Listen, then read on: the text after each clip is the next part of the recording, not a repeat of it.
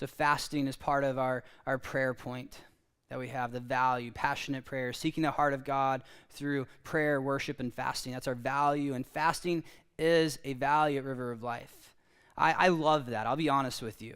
I think it's awesome because I think overall across the United States right now, fasting is not something that we talk about. It's not something that we teach on.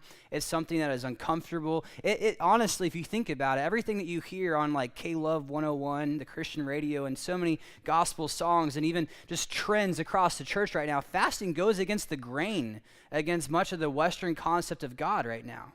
Why would you fast? But when we read the Bible and we engage with what this says, not with what popular pastors and church trends are saying, we see that, you know what, we're called to fast.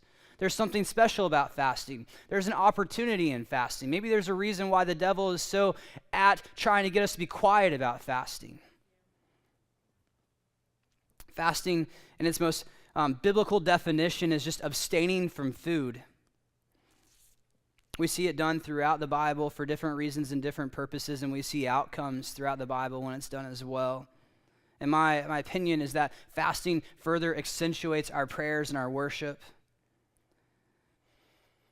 It forces us to depend on God by self. We choose to do it. It starves our flesh. It further allows us to almost like train our minds on the Spirit of God. Fasting, there's a mystery around this idea of fasting. And I'll be honest with you guys, it is a spiritual thing.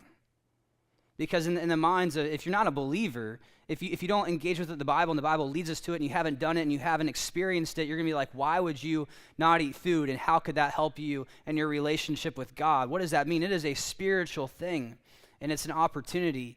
And I just encourage you guys, if you've never fasted, do it. And if you're not sure what to do in this 21 days of prayer and fasting, engage with us. Do something, whether it be a meal or a few meals or days, or whether you fast from other things or do the Daniel fast, whatever it is. But I ask you guys, like, this is something that is awesome and is often neglected, but there's amazing rewards to it.